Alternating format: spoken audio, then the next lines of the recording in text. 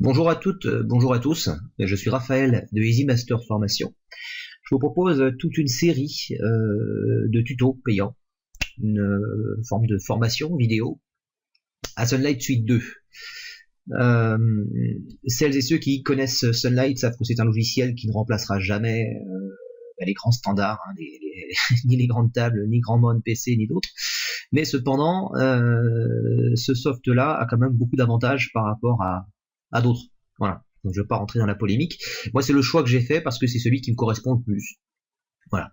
Donc dans cette formation vidéo, je vais vous apprendre à utiliser Sunlight de manière à pouvoir vraiment être efficace en live, pouvoir être réactif et créatif en live.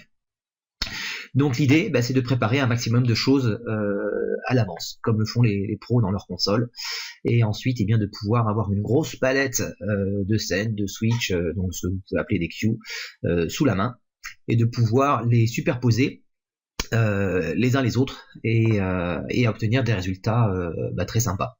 Donc je vais vous donner quelques exemples. Donc voici la manière dont je vous propose d'aborder la chose, dont je vous propose d'apprendre à utiliser Sunlight. Je vais vous apprendre à créer des positions. Donc ça, c'est vraiment la base de la base. Mais ce qu'il faut savoir, c'est que vos positions, d'une scène à l'autre, d'une salle à l'autre, alors que vous soyez DJ animateur et que vous fassiez de la décoration de salle, de la soirée dansante, que vous fassiez du concert ou du spectacle, vous allez utiliser les mêmes fonctions du logiciel, votre approche va être différente, mais si on veut bien faire les choses, la technique des cues, donc des scènes et des switches superposés, ça reste vraiment la meilleure technique pour être toujours, je le répète, réactif et créatif en live. Voilà.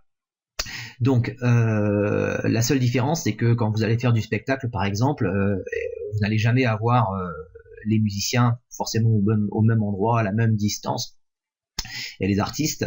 Donc l'idée, quand vous allez créer des positions, si vous faites du spectacle, c'est que ces positions-là puissent être changées instantanément en modifiant ce qu'on appelle une palette. Ça veut dire que vous allez arriver, par exemple, vous allez disposer une sorte de grille de points sur la scène avec des points de repère. Et lorsque vous allez changer de scène, vous allez vous dire, tiens, mon batteur n'est plus à tel endroit, il est à tel endroit, donc je modifie la position du batteur, je modifie la position, etc., etc. Et toutes mes scènes, donc vos cues, vont se changer, vont se réactualiser en fonction de ces repères-là. Voilà, donc on appelle ça les palettes sous Sunlight. Donc l'idée, c'est de créer des positions, et des positions de base. Voilà. On peut créer des mouvements de base aussi. Donc tous ces mouvements, bien entendu, vous pouvez leur assigner des boutons, dimmer, vitesse, déphasage et taille. Donc vitesse, juste ici. Alors bien entendu, vous allez pouvoir utiliser une table MIDI, vous allez pouvoir utiliser des raccourcis clavier pour pouvoir contrôler tout ça manuellement. Donc utiliser de vrais faders, c'est quand même beaucoup plus pratique. Voilà. Donc voilà des exemples de mouvements relativement très simples, puisque ce show là que je vous présente, c'est le show qui sert de support à la formation. Voilà. Donc on reste quand même sur des choses relativement simples. Voilà, donc des petits mouvements sympathiques. Voilà. Ensuite, peu importe, là on peut créer des mouvements partiels aussi avec une notion d'extinction, donc du dimmer, incluse dans la scène.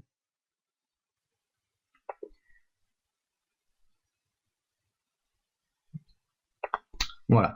Donc une fois qu'on a créé une position ou un mouvement, on va choisir de changer la couleur globale, ça vous le savez, mais on va aussi pouvoir choisir les couleurs en fonction des différents projecteurs. Par exemple, si je veux avoir le 1 et le 4 colorés, et le 2 et le 3 d'une autre couleur, tout simplement parce que j'ai préparé tout cela à l'avance.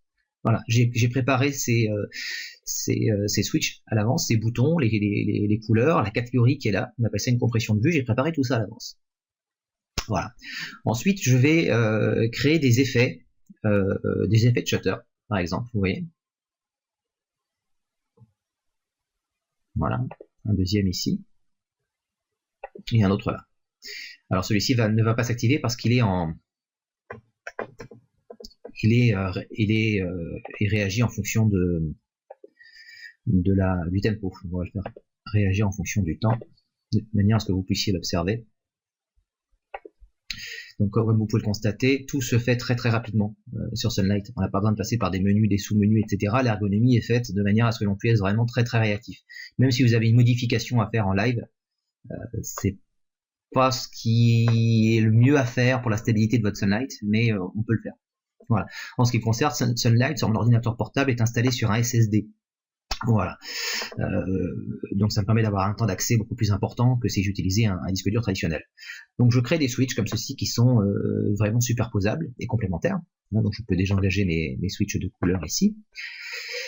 Et ensuite je crée des matrices couleurs. Voilà, donc ici par exemple blanc et rouge. Voilà, des matrices blanc et rouge. Alors celle-ci change aussi en fonction du tempo. Alors je vais ouvrir l'analyseur de tempo ici, de manière à ce que vous puissiez voir vraiment ce que ça donne. On va mettre... attendez, c'est pas cette fenêtre-là que je veux, c'est celle-ci. On va mettre un tempo manuellement. 2, 3, 4.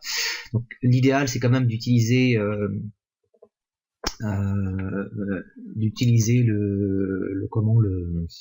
pas le tap tempo, je cherche le mot, ça y est. Je l'ai sur le bout de la langue. L'horloge MIDI, en fait, tout simplement. De votre table ou d'un de vos appareils, celui avec lequel vous diffusez la musique. Voilà. Donc ici j'ai le blanc qui passe en rouge, le rouge qui passe en blanc, et j'ai créé donc comme ça toute une série de matrices couleurs. Donc ce qui est intéressant, c'est que même si je change de position, ma matrice couleur reste la même. Et vous voyez que ici mon effet Shane reste engagé. Voilà, et je désengage les trois. Donc, je peux garder ceci. Je peux changer de matrice couleur, changer de position. Et je peux aussi enclencher directement des mouvements. Alors ce qui est également très sympa, c'est que, alors je vais revenir sur une position, c'est qu'on a des switches, donc vous l'avez compris, on a des scènes, on a des switches, et au-dessus on a des cycles. Alors les cycles c'est quelque chose de génial, on va aller sur bouton, on va créer un nouveau cycle, donc on va se mettre par contre sur la page, excusez-moi, on va sélectionner la page master. On va aller ici, on va faire nouveau cycle, on va aller sur la page du cycle, je vais enlever ce petit truc, je vais le mettre là, voilà, et là il est prêt à enregistrer. Donc si j'ai de la musique, en live, je vais garder le bouton ici pour pouvoir l'arrêter, le faire tourner en boucle, ce sera encore mieux. Voilà, donc je vais commencer mon enregistrement du cycle simplement en cliquant sur un bouton. Donc je clique sur un bouton, vous voyez ma timeline démarre ici. Et je vais aller ensuite sur un autre bouton, une autre position. Encore une autre position. Voilà, et puis je vais revenir ici. Donc j'ai mon cycle qui est enregistré. Donc, si je reviens ici, si je reviens sur mon init, je n'ai plus qu'à lancer mon switch. Lancer mon switch. Voilà. Et je reprends ses droits.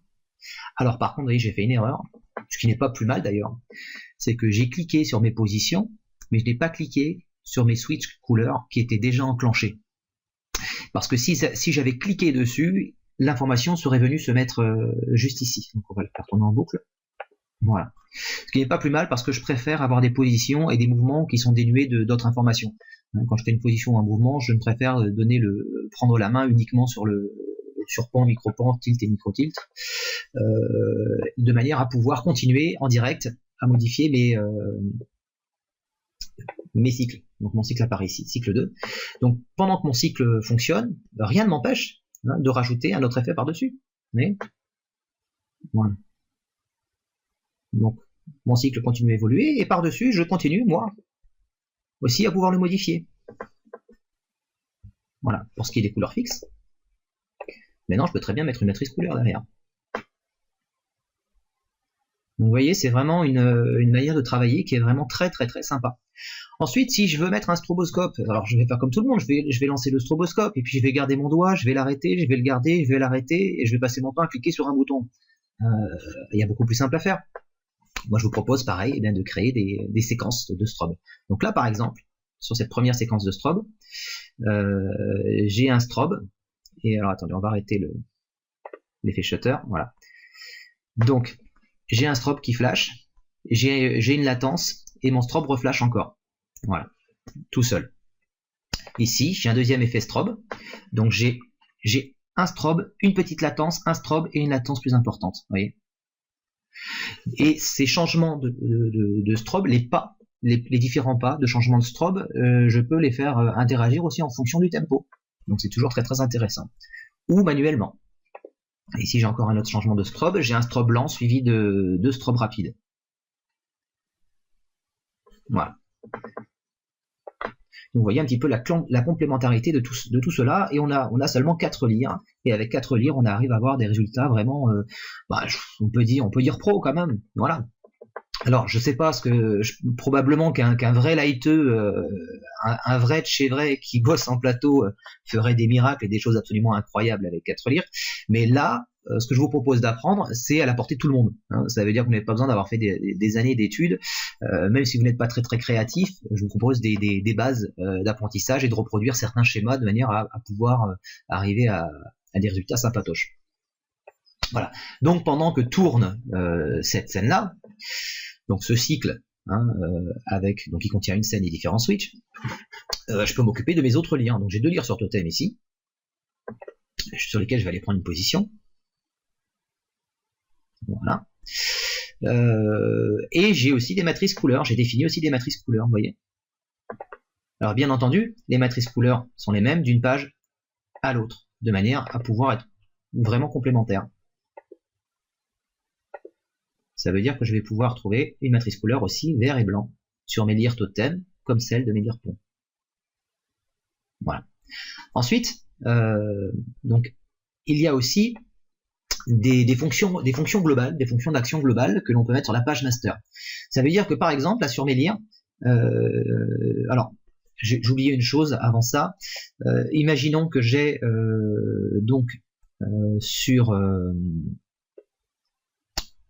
enfin c'est pas imaginer, c'est j'ai sur mon pont 2 changeurs de couleur et j'en ai 2 autres ici sur totem. J'en ai mis 4 parce que ça correspond à du matériel que j'utilise, hein. Ce sont des lyres à LED 50 watts d'Esterville MHX50, et c'est très très bien dans des toutes petites salles, mais dès qu'on arrive dans des grandes salles on les voit plus. Enfin si, on voit le blanc, on voit le jaune, accessoirement le rose, clair, voilà. Mais dès que vous mettez du 36, pas du 36 x 10, excusez-moi, ça c'est un peu trop. Dès que je mets du 36 x 3 en par LED, si j'en mets plus de 4, je vois plus mes lyres, hein, c'est fini, elles n'existent plus. Voilà. Donc j'en ai mis 4 de manière à ce que ça corresponde à peu près à la réalité. Donc toujours mettre davantage d'asservis que de changeurs de couleur. Enfin, avoir la balance aussi bien sûr de la puissance de tout ça, le mappage, mais bon. Donc ici, on sait qu'on peut utiliser la roue de couleur pour changer ses couleurs, etc. en live. On peut la faire apparaître. Moi, pour des raisons pratiques, j'ai choisi uniquement les couleurs qui m'intéressaient. Voilà. Et j'ai d'ailleurs également créé aussi des matrices couleurs. Vous voyez. Voilà. Donc je vais revenir sur la matrice, sur une autre matrice assez sympa. Vert et rose, par exemple. Voilà. Donc ce que je vais pouvoir faire d'ailleurs, ici, hein. Voilà, j'ai du vert et du rose. Bon, les tonalités ne sont pas tout à fait les mêmes, du moins en 3D. À vous de voir dans la réalité les bonnes combinaisons de couleurs celles qui fonctionnent bien. Et ensuite, par exemple, je vais pouvoir ça fait quand même un gros mélange de couleurs, hein, je sais, mais donc j'ai créé des effets des chenilles globales, par exemple, en cliquant ici, vous voyez, à tour de rôle, mes lyres totem, lyres, donc avec celles qui sont en face en symétrie, hein, par et lyres, donc ça me fait une espèce de chenille globale, ce qui est assez sympa ici. Voilà. Et donc bien entendu, on peut modifier la vitesse de tout cela. Donc l'idéal, c'est d'avoir une table MIDI sous la main, type BCM, pour pouvoir changer tout cela. On va aller plus doucement.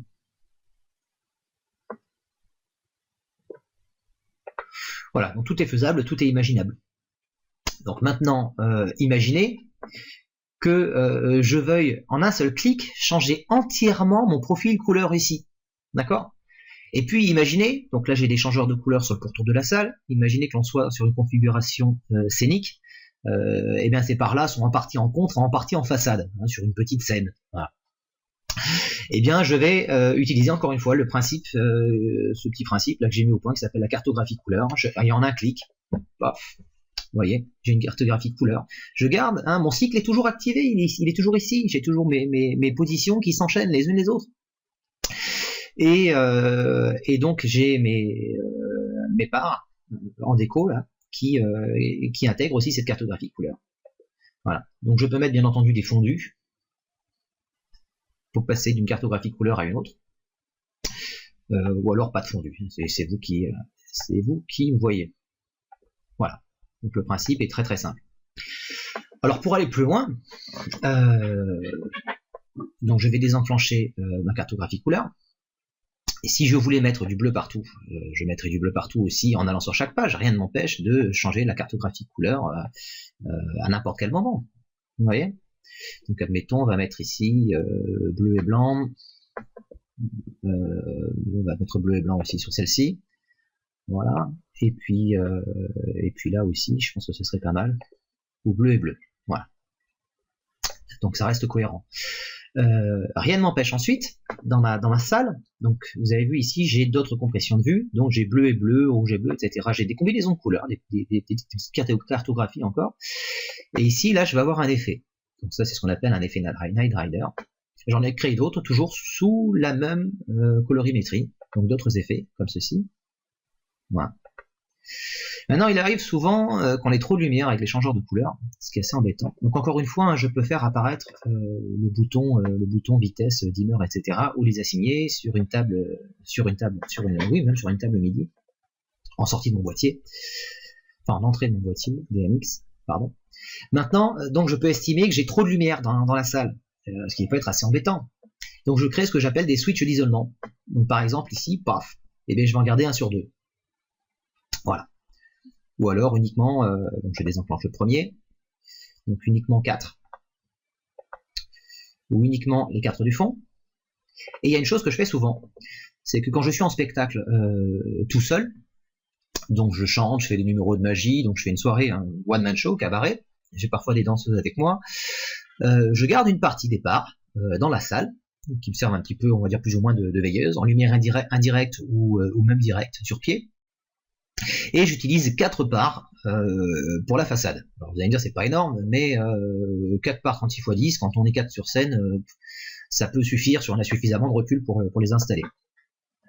Donc, dans ce cas-là, ce que je vais faire, c'est qu'au moment de démarrer un tableau, Delphine, qui elle est en régie, va cliquer sur ce switch-là, et la salle va s'éteindre tout doucement. Vous voyez. Mais toujours pareil, hein, mes scènes continuent à fonctionner. Voilà. Et même si je change de cartographie, etc. Donc l'ensemble est parfaitement complémentaire. Voilà. Admettons qu'à la fin en milieu de spectacle, par exemple, je veuille faire un blackout manuel, j'ai créé différents effets de blackout que j'ai amenés sur des raccourcis clavier. Par exemple, si j'appuie sur ma touche moins, vous voyez, dès que je la relâche, ça sera allumé. Tant que je garde enfoncé ma touche moins, voilà, vous voyez. Donc je peux jouer manuellement avec ça, sur un gros break par exemple, et puis relancer, et d'un seul coup, paf, balancer un strobe partout. Et je coupe, je relâche, et je balance un strobe. Donc uniquement le strobe de la scène, uniquement le strobe de la salle. Donc ça peut être façade ou asservi, ça peut être contre et façade. Donc, voilà. Donc l'idée c'est toujours pareil. Hein. Voilà. Ensuite il y a des effets sympathiques que je crée, comme l'effet global on-off. Donc là ça veut dire qu'à tour de rôle, les changeurs de couleurs vont s'allumer, les asservis vont s'éteindre et vice versa. En l'occurrence c'est la scène et la salle. Donc scène allumée, salle éteinte. C'est un effet qui marche pas mal. Voilà. Donc si vous avez des blinders traditionnels, gardez-les et achetez des blocs de puissance, ça sert toujours, et vous allez pouvoir créer des effets de dimmer vous-même. Si vous créez ces effets de dimmer et que vous mettez l'effet on-off par-dessus, alors attendez, vous voyez, il y a une petite modif qu'il faut que je fasse. Mes blinders s'éteignent quand je mets mon effet on-off. Ça veut dire que dans mon effet on-off, donc il faut que je modifie mon effet on-off ici. Donc je vais le modifier très vite. je vais aller sur Blender et je vais dire à mon switch de ne pas tenir compte, de ne pas donner d'informations au Blender.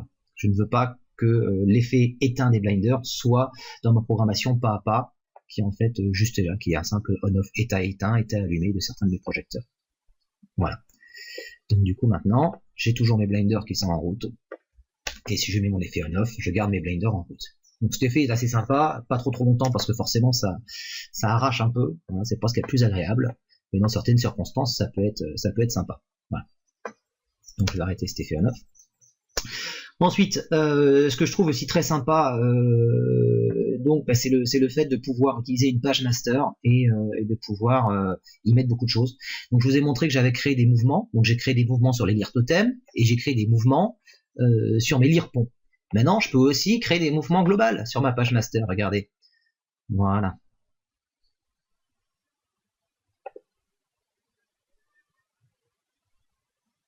Tout en changeant ma colorimétrie globale. Vous voyez à quel point les possibilités sont infinies et à quel point, sans avoir un seul fader sous la main, on peut réussir à faire des choses qui sont assez fluides, assez complètes et assez créatives. Enfin, je pense que c'est joli quand même. Enfin, moi, ça me paraît joli, hein, vous, je sais pas. C'est, comme on dit, les goûts, les couleurs, ça se discute pas. Voilà. Donc voilà. Imaginons maintenant vous voulez lancer un stand-by, ben, je crée un bouton stand-by ici, je clique sur mon bouton stand-by et hop, voilà, j'arrive sur une position stand-by. Si je relâche mon stand-by, tac, je reviens sur ma scène initiale. Je peux rappeler mes autres switches, mes autres cycles, pardon, ceux que j'ai fait auparavant. Je peux créer un comment ça s'appelle, un blackout global aussi. Voilà, on va rallumer ma salle également. Voilà. Donc énormément de choses. Voilà. Ensuite, excusez-moi pour le coup de téléphone. Zut. Voilà, pardon. Alors vu que je viens de passer au moins 20 minutes sur ce tuto, je vais pas le refaire, donc vous serez bon pour entendre la sonnerie de mon téléphone. Voilà. Un truc que j'aime beaucoup également, c'est que vous pouvez rajouter de la vidéo avec Sunlight. Vous pouvez lancer des fichiers, des jingles, donc audio et vidéo. C'est pas ce qu'il y a de mieux, mais ça rend service. Hein. Par exemple, si j'appuie sur vidéo ici, et ben j'ai une vidéo. Vous la voyez là. Enfin, j'espère que vous allez la voir parce que avec Camtasia, je suis pas sûr que la vidéo qui apparaît sur ma fenêtre ici, vous la voyez sur votre écran. Voilà. Et donc je peux la balancer simplement sur un écran en fond quel qu'il soit naturellement en utilisant ma sortie vidéo. Pareil, si je veux lancer un jingle, j'appuie sur mon jingle et là j'ai le son et les lumières correspondantes. Voilà, tout simplement.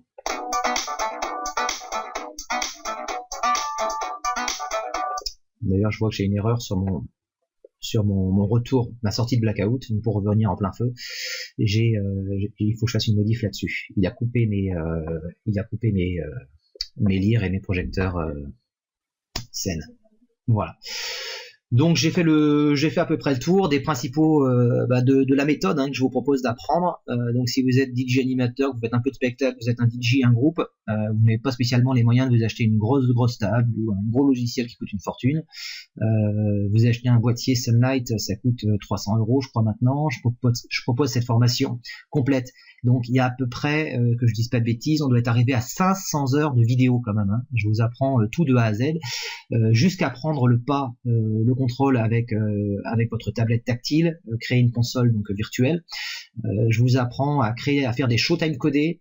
Je vous apprends beaucoup. Il y a vraiment énormément de choses dans cette formation. Elle n'est pas figée, elle continue à évoluer en permanence. Je sais que beaucoup utilisent justement la BCM 2000, donc je vais en acheter une et je vais faire un tuto là-dessus. Voilà. Donc je vends cette formation 247 €, c'est pas très cher. Hein, ça, au final, entre un boîtier Sunlight et cette formation, vous en avez pour à peine 600 €. Vous y passez du temps à la maison. Ces tutos vont vraiment à l'essentiel. Je vous explique vraiment tout dans le détail. Je vous propose un support aussi. Si vous êtes coincé, je vous propose de prendre le pas sur votre ordinateur avec TeamViewer. Passer du temps avec vous au téléphone, voilà, je pense que ça vaut vraiment le coup pour le tarif auquel je vends tout ça. J'ai passé à peu près 1 mois et demi à faire la captation de toutes ces vidéos et je n'ai pas fini, puisque comme je vous l'ai dit, ça évolue tout le temps. Voilà, donc c'était Raphaël de Easy Master Formation. Je vous remercie beaucoup pour votre attention et j'espère vous revoir très très bientôt. Surtout, allez sur easy-master.fr et inscrivez-vous à la newsletter pour recevoir des infos supplémentaires ou voir la page de vente de cette formation. Vous verrez des vidéos d'exemples, vous verrez beaucoup de choses. Voilà. Alors une chose qui est importante, c'est que moi personnellement, en tant qu'artiste, ça m'a vraiment boosté au niveau spectacle, d'être capable de gérer la lumière comme ça, sachant qu'il y a 2 ans et demi, je n'y connaissais absolument rien à la programmation DMX, bien que j'ai toujours été passionné par la lumière et le son. Et en tant que DJ animateur et bossant dans l'organisation d'événements aussi, de gérer la lumière, d'apprendre à faire des choses sympas en lumière, et ben ça m'a permis d'augmenter nettement mes tarifs, de gagner de l'argent supplémentaire, et rien que pour une mise en lumière de salle pour un mariage par exemple, de mettre 10 projecteurs asservis et de mettre 6 lyres, je sais pas, je connais pas les tarifs réels appliqués par les boîtes de prod, tout ça, mais moi je demande 350 € de plus, donc je peux vous dire qu'en plus de mon cachet, c'est appréciable, quoi. Donc j'arrive à faire des cachets vraiment sympas. Et l'intérêt aussi, si vous êtes un petit prestataire, c'est que vous êtes indépendant, c'est que les organisateurs événementiels vont vraiment apprécier d'avoir quelqu'un sous la main qui ait son propre matériel et qui soit capable de gérer ses lumières vraiment comme bon lui semble pour mettre en valeur l'événement qu'organise le prestataire. Donc il y a vraiment c'est vraiment dans votre intérêt d'apprendre à faire tout ça. Voilà, ça mange pas de pain, c'est pas très très compliqué et c'est à la portée de tout le monde. Voilà, donc je me répète encore, je vous remercie pour votre attention. Si vous êtes en week-end, bon week-end à toutes et à tous, bonne semaine autrement, bonne journée et voilà, c'était Raphaël de Easy Master Formation. À très bientôt, au revoir.